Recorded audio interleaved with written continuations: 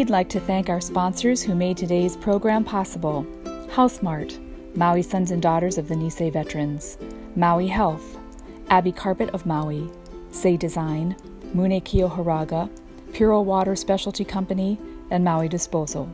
Mahalo.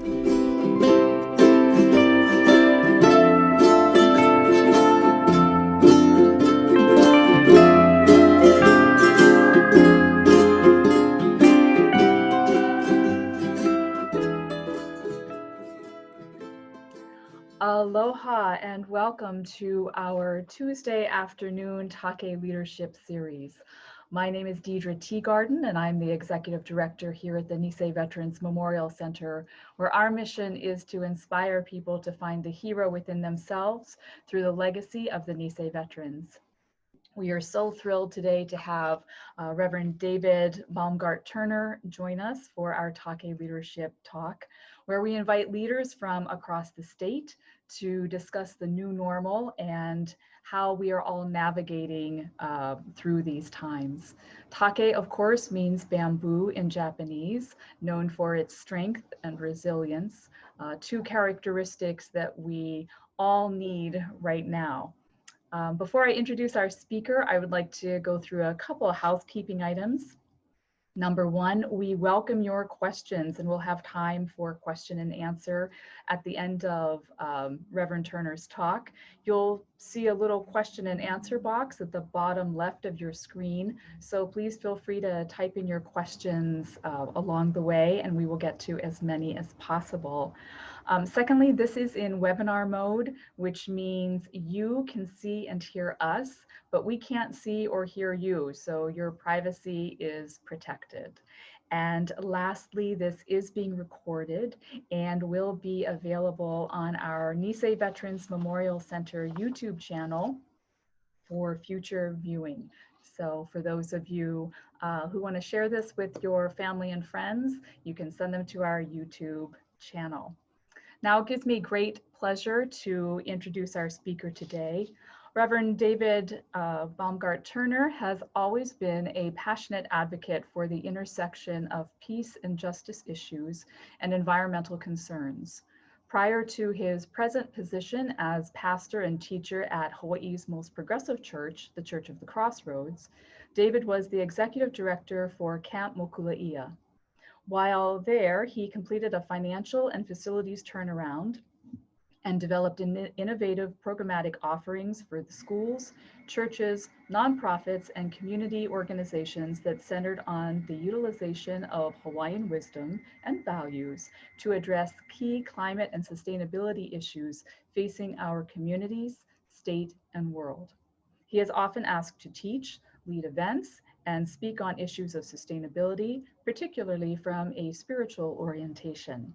Outdoor education, sustainability, and community outreach have been essential parts of his career and where he has often been called upon to serve both as a board member and chairman of key nonprofit or institutional organizations. With a family history that stretches 7 generations in Hawaii, his connection to the land, culture, and values of Hawaii are profound and deeply rooted and always have informed his much varied career. He has been a teacher from middle school to college level, including world religions of the United World College of the USA, a facilitator in workshops on committees and places of conflict, a leader of a variety of organizations, a facilitator, developer, and synthesizer of creative community solutions and innovative educational programming, often partnering with his wife, Kirsten Baumgart Turner, as co-leader and co-facilitator, and an ordained minister in the United Church of Christ since 1987. David is particularly proud of being the grandson of Col Farrant Turner, the old man. Though David was quite young when his grandfather passed away, the legacy of inclusion and working for justice has passed from generation to his father, Bert Turner, who passed in 2017, to generation, to David and his brothers, Farrant and Jot, and to this generation, to his children, Michelle, Micah, and Naya. David received his Bachelor of Arts degree in Psychology and Political Science from Stanford University in 1979 and his Master's of Divinity from Yale Divinity School in 1987.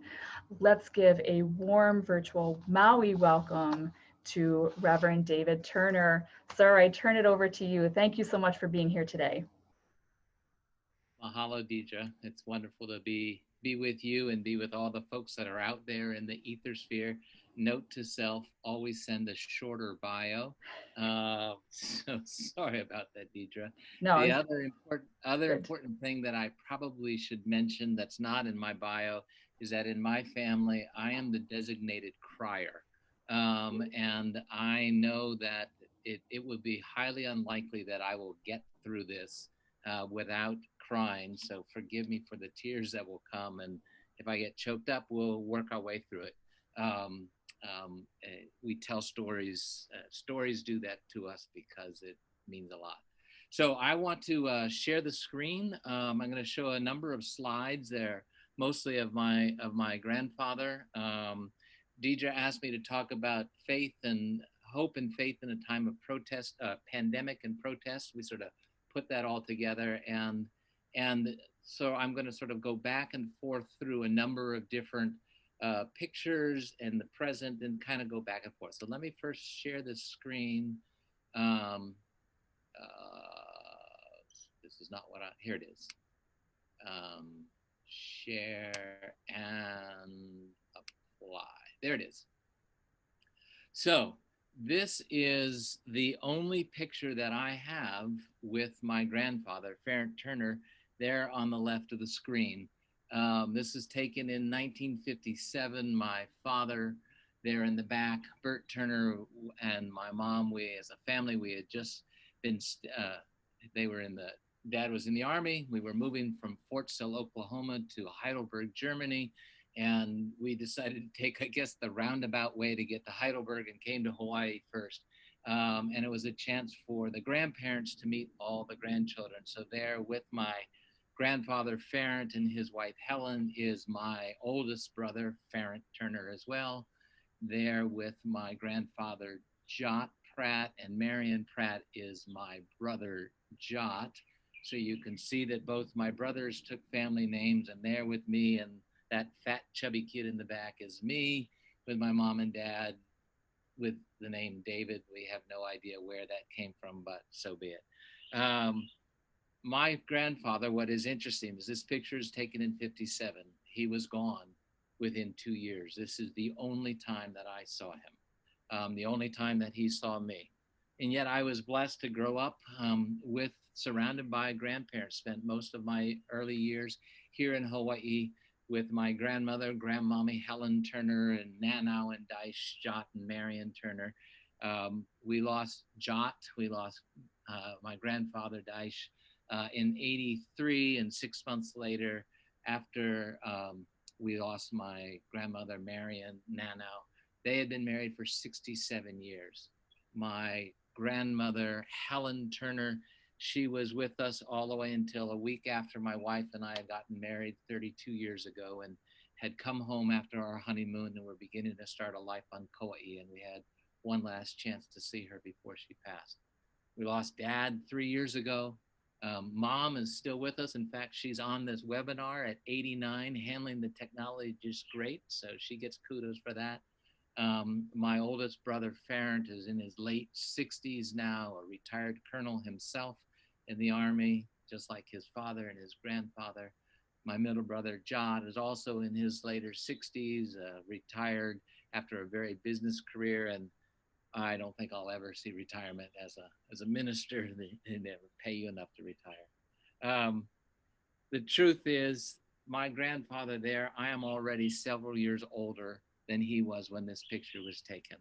Yet his legacy, as would be true of all the kupuna that are in this picture, continues to shape my life, and perhaps particularly in these days of pandemic and protest. So let me tell you a little bit about his story. This is Hilo, right around the year 1900.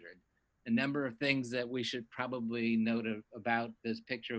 we think this is the Turner store there on the left-hand side of the screen, which is a store that was started by my grandfather's father, Lewis Turner. Lewis Turner, is the story was told to me. It's probably a myth, but I like the story anyway. As it was apparently a young man who was serving as a first mate on a ship that came to Hawaii in probably the 1880s or 1890s, decided he had no need to go anywhere else and stayed. And he ended up creating this store. This is where my grandfather, Farrant Turner, was raised, was in Hilo. What is really interesting, besides the fact that you can see that not much has changed in Hilo, the roads are still kind of pockmarked and there's a lot of mud and clearly a lot of rain.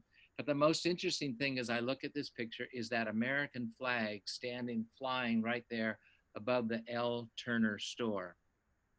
And when we think about the legacy that is passed on from generation to generation, certainly that legacy of patriotism that was so much a part of my grandfather and clearly a part of his father has been passed from generation to generation.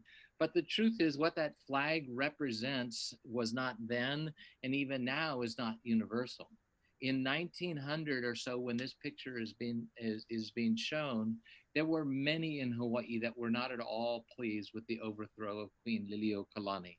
It represented a loss to many and a gain by a very few small elite, a haole oligarchy that came to control the land and control politics and control almost every aspect of life in Hawaii. Their intent was not always for the betterment of all. And we only need to witness the deplorable conditions in which some of the parents and the grandparents and even the members of the 100th Battalion lived on when they worked in those plantations that were run by these men. America then at 1900 was by no means a perfect union.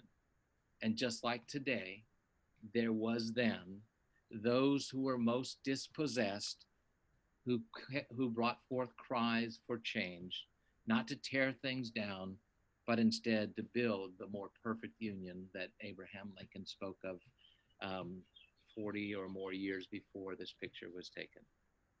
That is a legacy that the Nisei veterans and their kupuna pass on to us this day and every day.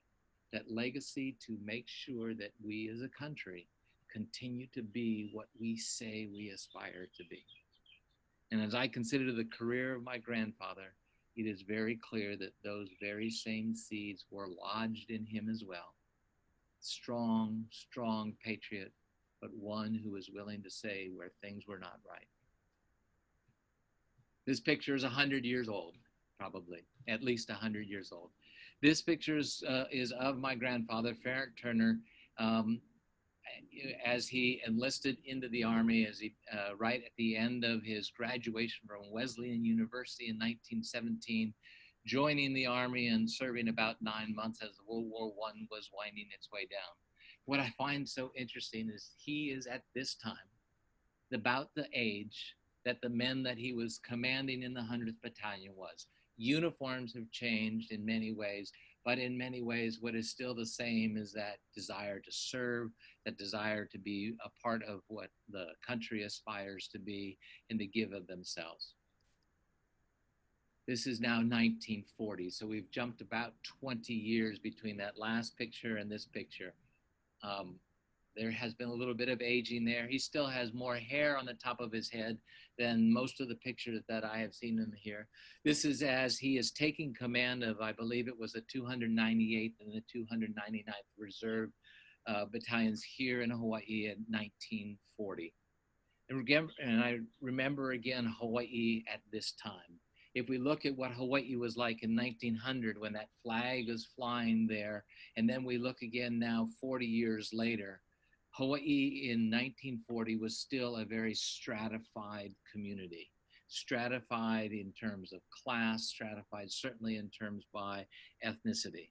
On the plantations, the plantations were divided up with the Filipino camp and the Chinese camp and the Japanese camp, and even our churches were exactly the same. You went to the Haole church, you went to the Chinese church, the Japanese church, the Filipino church. They were all divided. It's one of the reasons that I love being the pastor right now at Church of the Crossroads. In 1923, a number of years before this picture was taken, There was some young people of Chinese and Japanese and Haole descent who looked at the churches that they were allowed to go to. And they said, we believe in a faith that says that in Christ there is no east or west, no south or north, and yet we are forced to go to churches in which we only can be with those who share the same ethnicity of ourselves. So they went to the Hawaii Evangelical Association. They said, can we start our own church? And they were given permission to start their own church, and Church of the Crossroads was formed as Hawaii's first intentionally multi-ethnic church. And we'll be celebrating 100 years in just a few years. This was the Hawaii of 1940, this stratified community, and it was a place of limited opportunities for many people in this community. We remember when Pearl Harbor happened just a year or so after this picture is taken. And we remember that the governor of Hawaii at the time and the Army general who was in charge once martial law had been declared both favored the internment of all Japanese in Hawaii, not some, all Japanese. They even considered turning Molokai into a place where all Japanese in Hawaii would be sent to. I remember the first church that I served after I had been ordained was Kapa'a United Church of Christ in Kapa'a, Kauai.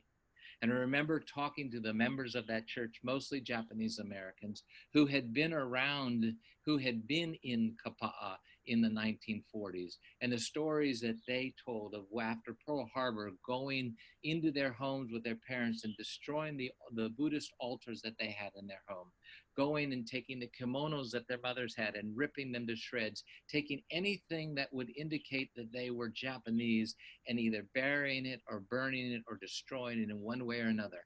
That was when there was a great revival in churches amongst Japanese Americans, who many converted at that time to become Christians because it was the way in which they would assimilate into a culture, and assimilation at that time was an opportunity to save their skins.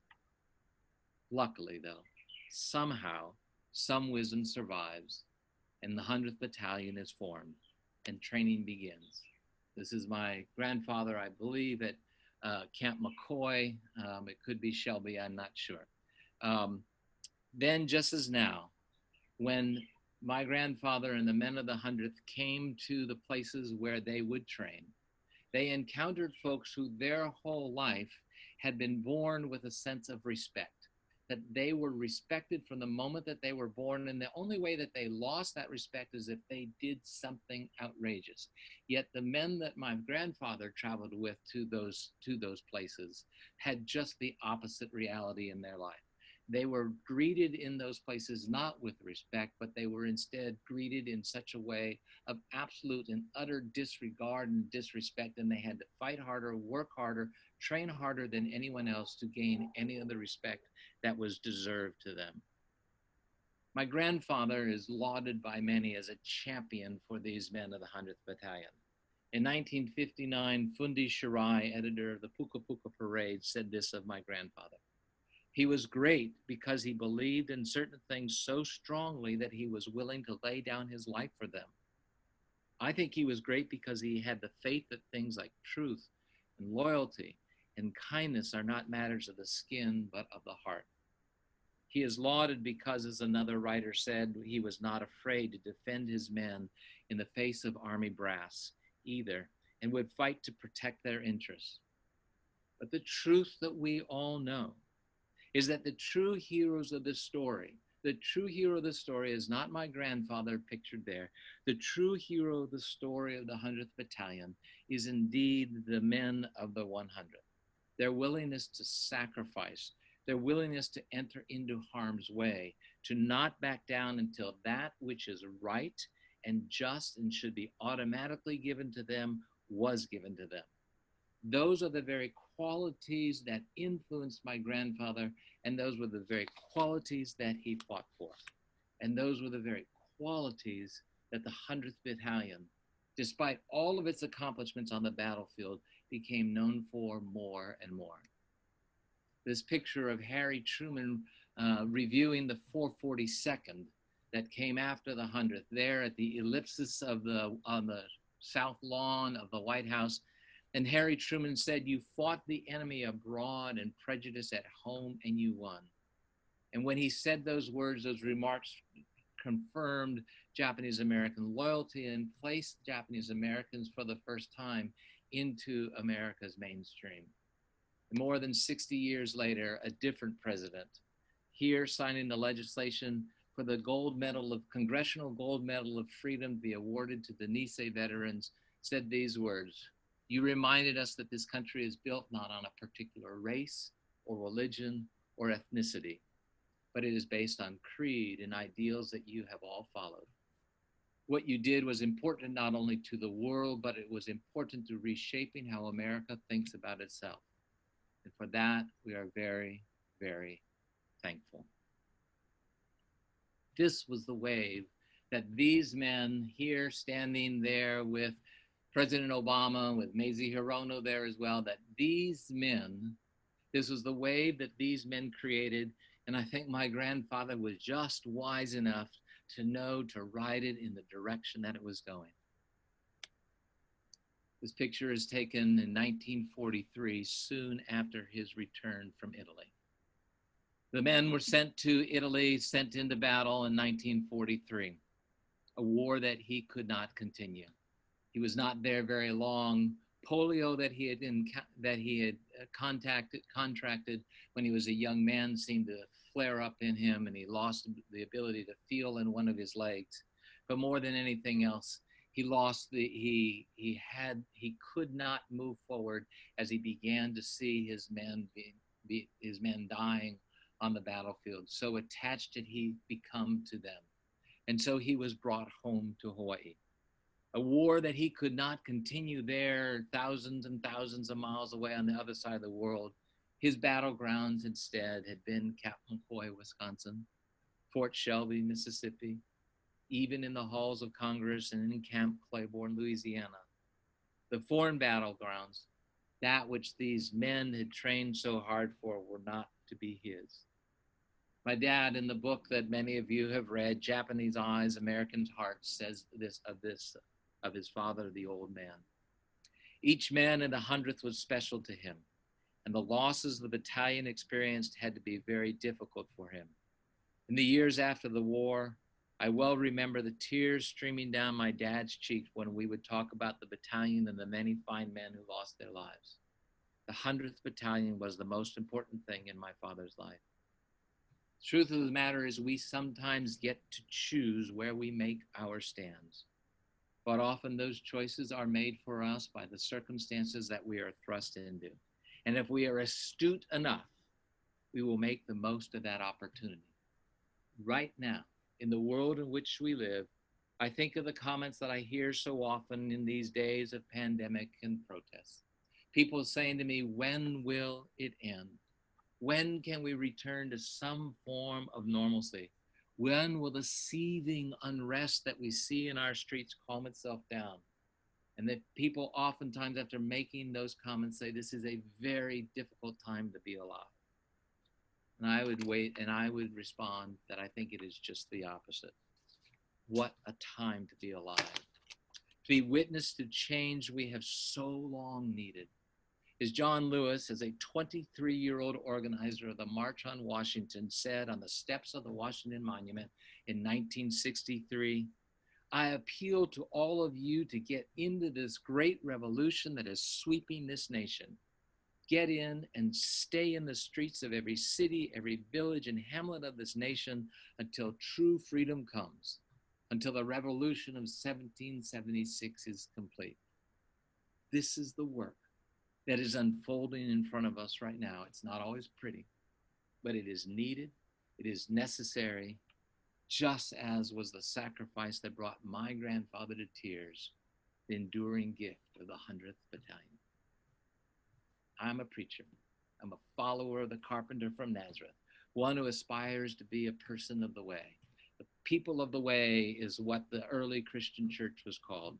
And the way they defined was simply to follow the great commandments that Jesus laid out. You shall love the Lord your God with all your heart, soul, and mind and body. And you shall love your neighbor as yourself. The two commandments are one and the same. If we truly love God, one of the witnesses that comes to us through all the generations, if we truly love God, we will we will allow aloha, that which defines God, to guide our every moment. If we truly love our neighbor, we will do the hard work that is necessary to see the reflection of God in their very being. And I think again about my grandfather and the world that he grew up in that world between 1900 and 1940, the world in which people who had the skin color that he had all the opportunities in the world in front of him. And yet he had the ability, because of the witness of what he saw, those men in front of him, to take the time to reflect on all that he had and to find a way to meld his life with their lives so as to make a greater whole. We truly love ourselves. We must be willing to engage in that very kind of process of self-discovery and reflection that will ultimately lead us to being able to reflect God's love in the totality of our being. To just finish out his story a little bit, the war ends. He's come back. He is already back in Hawaii. The men of the 100th begin to come back to Hawaii. They begin to return, some to the lives they had, most to create new lives. He returned as an executive with Lewis and Cook for a few years. And there he began to rub shoulders with other business folks in the community.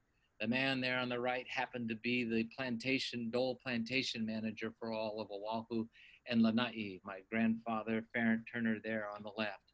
Just turns out that the man there on the right happened to have a beautiful young daughter by the name of Bonnie, who the man on the left had a son named Bert, who somehow those two found each other and they fell in love. And in 1950, these two men became in-laws, my grandparents, my grandfathers, as my mother and father were married together, a marriage that lasted almost 67 years before my father passed away. Eventually, from Lewis and Cook, he moved into the world of politics. And here he is as Secretary of the Territory with Governor Bill Quinn. And he was in this position for a while, and it was there that he made an unsuccessful bid to be delegate to Congress, a race that was won then by John Burns. That in itself was a signal, John Burns, a Democrat, a signal to the changes that were about to unfold in Hawaii as the Republican hold became undone in that very moment. And then he was gone. Actually, before he was gone, sorry, I got ahead of myself there. This is a picture that as he was still Secretary of the Territory, and my oldest brother in 1952, they're sitting in front of his grandfather, one Farrant in front of another Farrant, and my father there to the side, and my mother and my grandmother there on the left. Generations beginning to come together. And then my grandfather, after he had lost that seat to run for Congress, he became the head of the Chamber of Commerce in Hawaii. And he and my grandmother there were taking off on a worldwide tour to go begin to promote Hawaii to the rest of the world. This is probably 1957 or 58 when this picture is taken. And then at the age of 63, he is gone. He is gone. And I only met him that one time as a 6-month-old. And yet, there is absolutely no way that indeed he is gone, because there is a generational legacy that carries on, and all of us know of that generational legacy of those who have preceded us and passed their values and their wisdom down. This is my father, his son, my dad at age 90 at his birthday, celebrating 90 years of living. My father was diagnosed with a heart condition at age 44. So we got an extra 47 years out of him with the miracle of science. The lessons of one generation, the lessons live on into the next. My father, who learned of sacrifice and value from his father, my grandfather learned of sacrifice and value from the men that he served with. My father himself then became a person of sacrifice and value. Served for 26 years in the Army, retiring like his father as a colonel. lived a lifetime of considerate care, fighting for the rights of others. And just one story that illustrates it all for myself. In the 1970s, my middle brother, Jot, went off to school on an ROTC scholarship. When you go to school on an ROTC scholarship, the Army pays for everything for the first 2 years. And if before you end those 2 years, you decide this is not for you, you can step away and there's no cost to you. The Army feels that it was a good investment to give it a try. But if you enter your junior year in college, the only way that you are going to get out of the commitment of at least 5 more years of active duty post-graduation is to be a conscientious objector. And my brother, in the start of his junior year, was going through a transition in his life in which he was beginning to question many things. And he realized at that point in his junior year, having passed that magical moment where it was all free, came to the realization that he did not feel he could serve in the Army. And the only way out was to become a conscientious objector.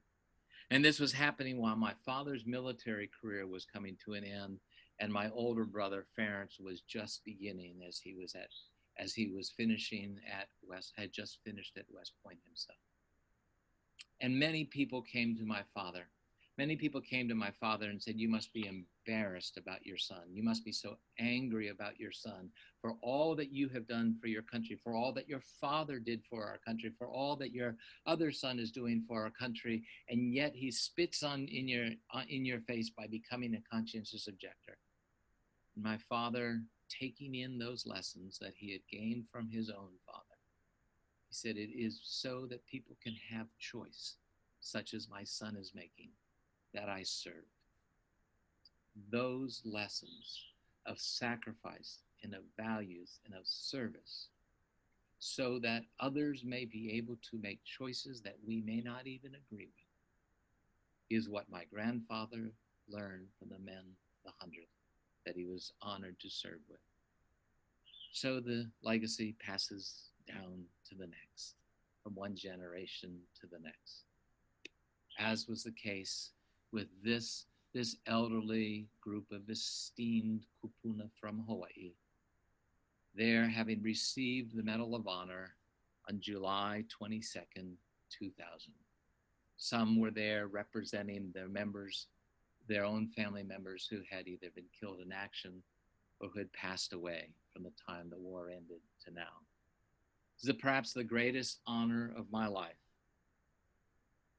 that I was asked by the men of the 100th Battalion, as the grandson of the old man, as a pastor, if I would be willing to fly to Washington, D.C. with this esteemed group of people to officiate at a memorial service at Fort Myer Chapel in honor of those who had recipients who had died in action or those who had died since. And in that memorial service, I told the story. I spoke of the how tree blossom. In its full bloom, it is as yellow as the radiant sun. It is filled with life. It is filled with vitality and gifts to share. Any of us who have walked through a how forest can see that blossom and know the radiance that is there. Such was the case of those men in that war, filled with vitality and that radiance to give and to serve. But as the how blossom, as its tenuous grasp to the tree begins to weaken, its color begins to shift to the rust of the setting sun. No less beautiful, no less vibrant. And eventually it will let go, and it will float with the breeze, and that floating with the breeze is the signal that seeds will soon be formed, and a new generation will have the opportunity to live in the shadow they have cast. It was my great honor to be there with these wonderful people, to tell them of the legacy that they have given from one generation to another to another. It was a privilege to be there with them when President Clinton said these words, "Rarely has a nation been so well served by a people it has so ill-treated. They risked their lives above and beyond the call of duty, and in so doing, they did more than defend America. In the face of painful prejudice, they helped to define America at its best." It was an honor to be there to see the Medal of Honor draped around the neck of Senator Inouye and 21 others, to see the lives, the sacrifices, the values of these men celebrated. And I was invited to bring one guest. And who should I bring? Oh, my dad. Who else could I bring? We lost Dad 3 years ago, but his legacy lives on. Like the men who served with my grandfather at the top of the list that was most important to them, and to my grandfather, and to my father, and to myself, is Ohana. It is family. And so that legacy continues to the next generations and the values passed down.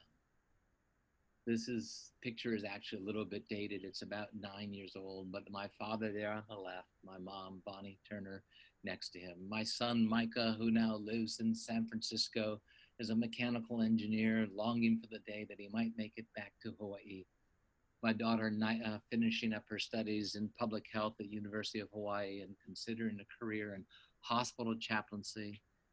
And my wife, Kirsten, my wonderful partner in life, who crazily 32 years ago made the jump from Washington, D.C. to Kauai, and has made being of service to the people of Hawaii her life ever since. And then there's one more.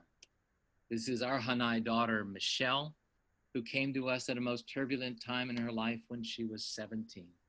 Now 32, married to an Army officer stationed in Germany as of just a few weeks ago. She is a sensitive and deeply caring soul who will sometime in the next 2 weeks this is the designated crier part. In the next 2 weeks, we'll bring into this world our first grandchild, a little boy already named John. And when that little John is old enough, we will share with him the stories of the generations that preceded him. And I also wanted to just note that even in the snows of Colorado, you can't take the island girl away as she is there in her slippers in the middle of the snow. We will tell those stories as well to little baby John. Today's struggles are different. We here in Hawaii are entering into our 5th month of dealing with a pandemic, the 7th month as a world. Lives have been shattered. Loved ones we have lost or we cannot see. Jobs that we have enjoyed have gone with the wind. Neighbors struggling, communities struggling. Clearly, just like in the times of these soldiers of the greatest generation, Ohana is everything. Not only were they engaged in a struggle for their country, but for their family, those that they left behind and those still to come. But it is also very clear that it was family who supported them. And there's no way that I could give a presentation like this and have just pictures of myself or my parents, my brothers, my sisters-in-law, their families, my partner, my children, my grandchildren, my in-laws on my wife's side. All are essential pieces of who I am. I'm going to end this slideshow for just a minute.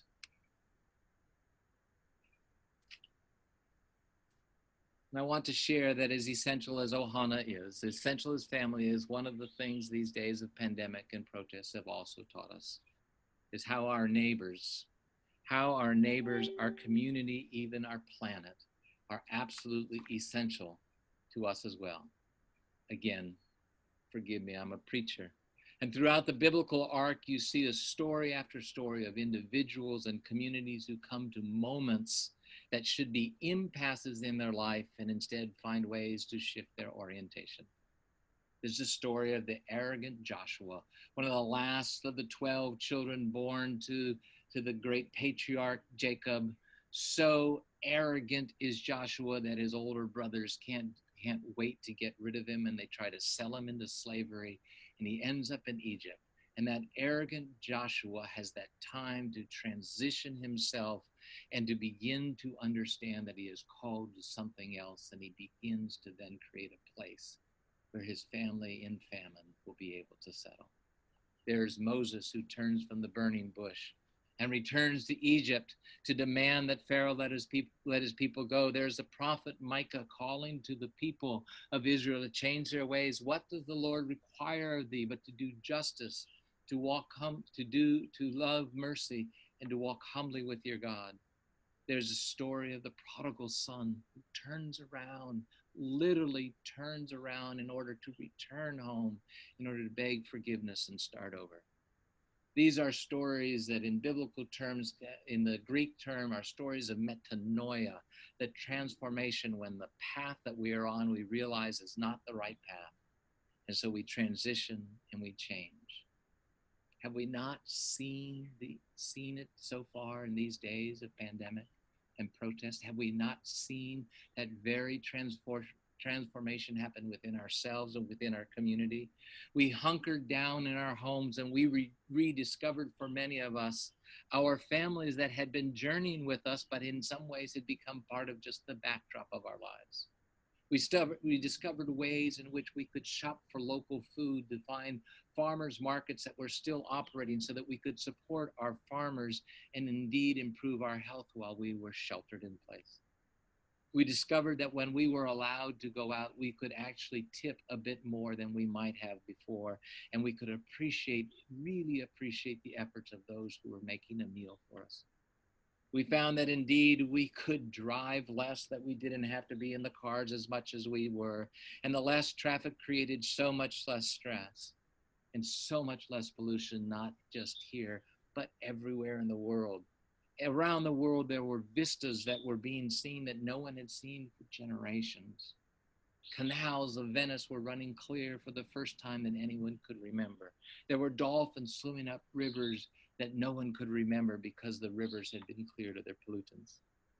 And particularly here in Hawaii, when our leaders said we needed to maintain social distance and we needed to wear masks, we complied. Because as the golden rule says, we shall love our neighbors as ourselves. If we are going to indeed love our neighbors, we are going to do that which will keep them safe. And if that means we need to stay 6 feet away and not hug and not kiss and wear a mask, then we as a community have chosen to do so for the most part. And of all 50 states, there is no state that has held this pandemic in check better than Hawaii has. And 7 weeks ago, when George Floyd was killed, we allowed ourselves to hear voices that had been there all along, but had too often been ignored. And though at times we worry when we see the strife in our streets, we know the time has come for change. Just as when those men who returned from the battlefront of World War II returned to Hawaii would not be content with the Hawaii that existed pre-Pearl Harbor, nor will the generations coming up until a more perfect union has been achieved. That legacy of caring for a community, of being willing to challenge and rock the boat until that which is right is done, is a legacy of the generations who have gone before, a legacy of those who my grandfather was proud to serve. One last slide. Share, here we go.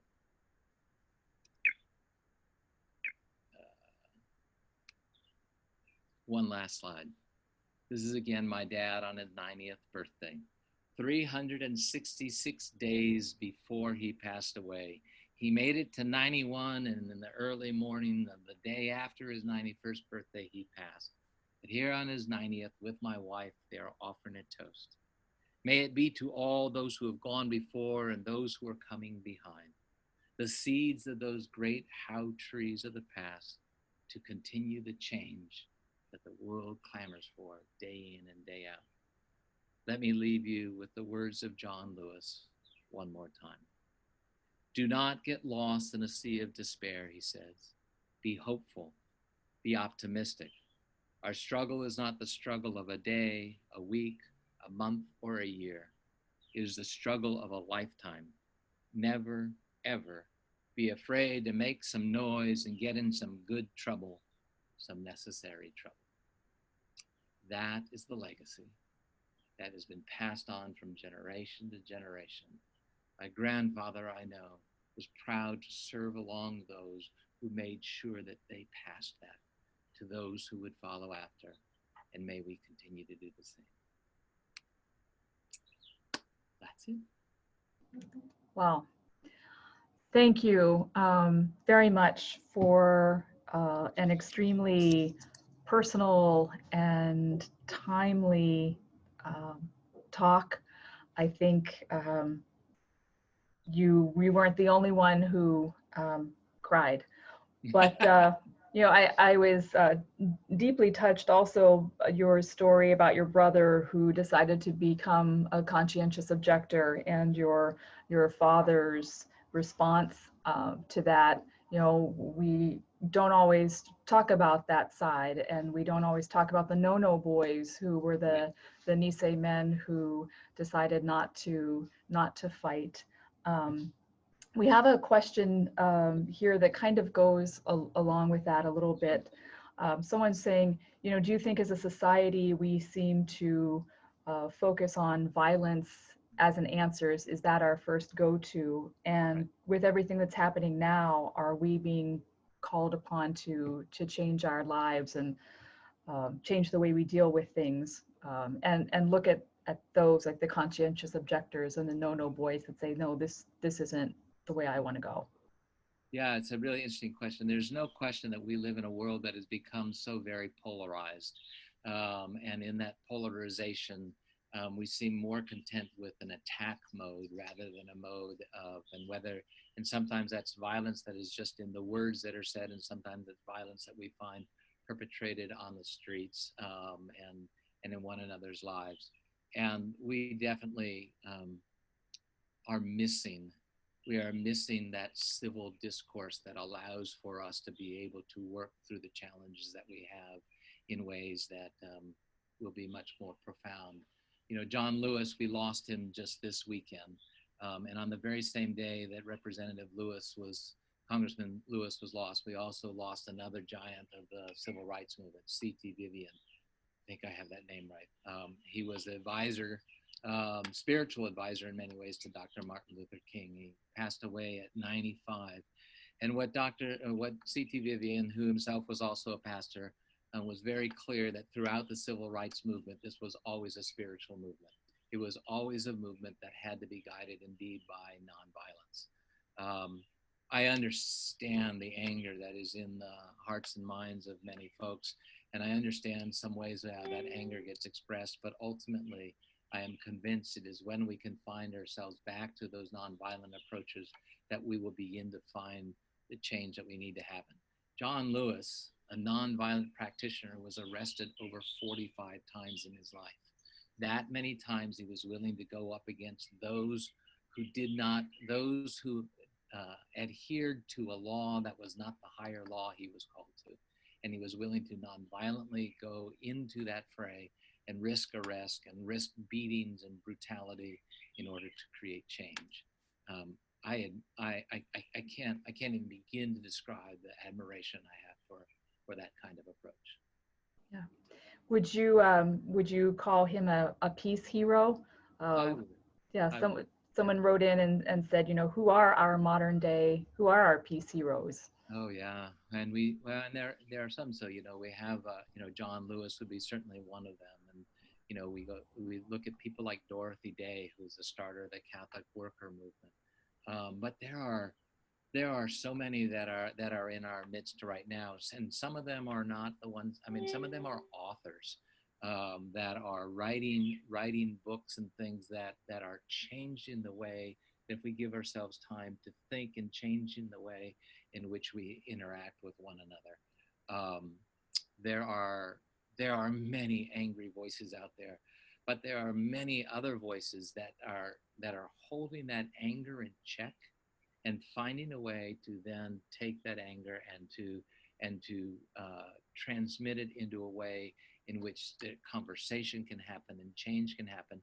And sometimes it is confrontational. Sometimes it is, I am going to be in your face until you recognize and see the humanity of who I am. And I think back to the stories that have been shared with me, particularly of the men of the 100th at Camp Shelby and Camp McCoy, and the way that people would get in their face, and for the most part, there were those that could not take it and fought back, but for the most part, they allowed their actions to do their talking. and they allowed themselves to transform the way the others spoke by the way in which they carry themselves.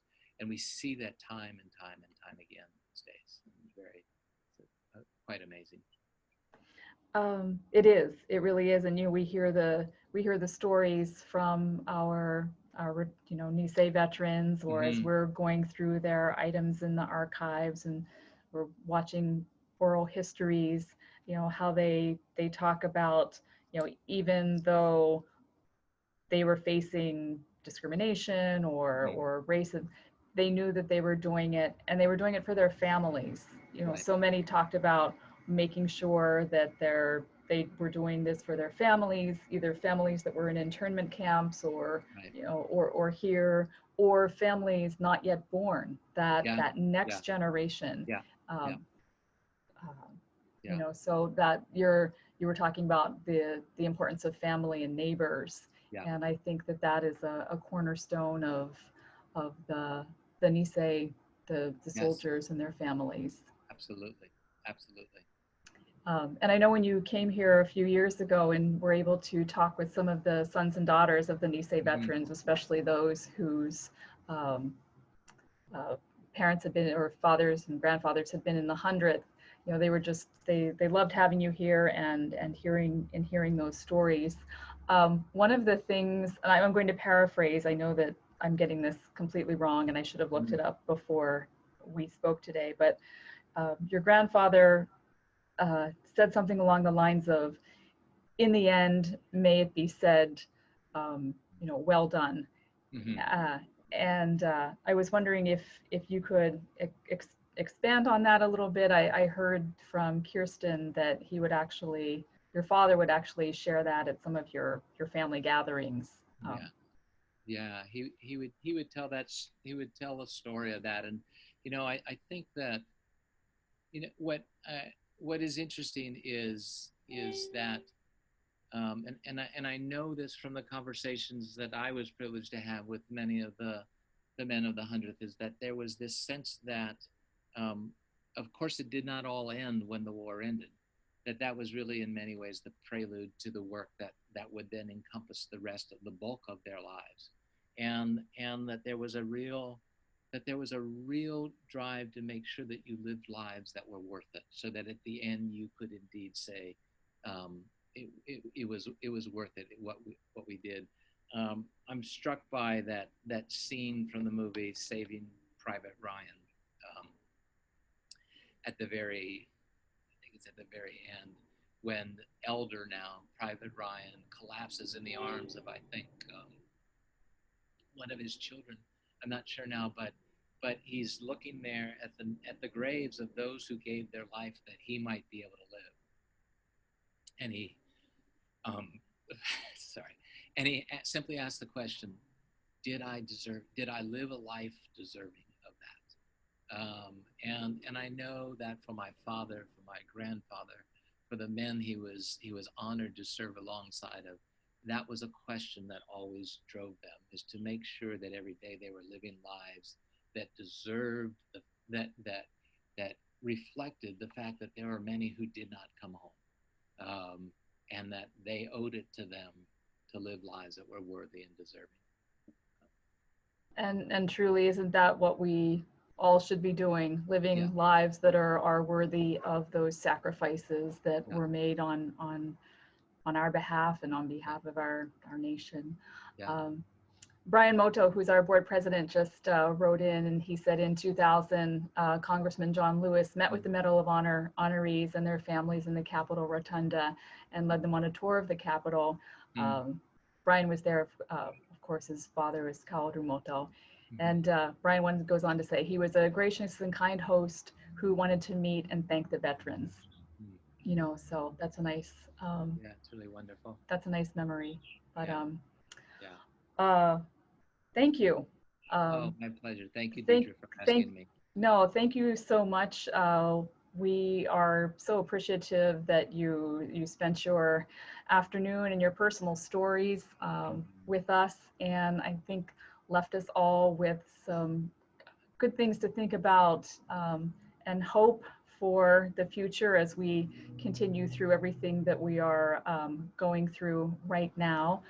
To those who are with us this afternoon, we want to also share with you that our next Take series is going to be on August 25th at 4 p.m. We're inviting Micah Kane, the CEO of Hawaii Community Foundation, to come on and talk about philanthropy in this time of COVID, and specifically how we as Hawaii are dealing with that and how we're all coming together. He's a very enjoyable speaker as well.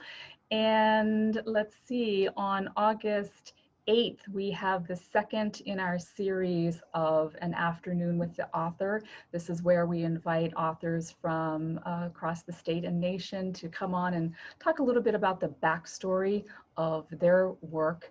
On August 8th, we're doing this with Melinda Clark. She's talking about her book of interviews with A-bomb survivors. And this, of course, is in memory and honor of, bombings of Hiroshima and Nagasaki, and the survivors' stories was very important as well. And we couldn't do all of this without our wonderful sponsors. Have to put the sponsor board up there, but they allow us to put these programs on for free. So you can all just join and enjoy. So a big mahalo to those sponsors that you see up on your board. If you are interested in the Nisei Veterans Memorial Center, our website is still under maintenance, but you can call us here at 808-244-6862. You can check us out on YouTube, Nisei Veterans Memorial Center, and also on Facebook and Instagram. But getting back to you, Reverend Turner, again, thank you so much. I don't know if you want to just share some closing remarks before we go get on with the rest of our afternoons and going home to our families. Well, thank you. No, just a profound mahalo for the opportunity to share. You know, every time that we sort of dig into our family stories, we learn new things, and I really appreciate the gift. And you know, most of those photos were ones that my mom dug out, and so I'm so grateful that she was able to do that, and so grateful that she's on this call. So mahalo, Deidre, and mahalo for the work that you are doing there and helping to keep the stories alive. These are some of the most profound stories that our nation has, and they need to be heard. And I'm happy to be a part of just a small part of that. So thank you. Well, thank you. Thank you. Thank you to your whole family. Thank you to your mother for those photographs. They were wonderful. And to all of you out there, let's give Reverend Turner a round of applause. We thank you so much. And until next time, we wish you all a safe month, a hui ho, and take care. Aloha. Mahalo, Deidre.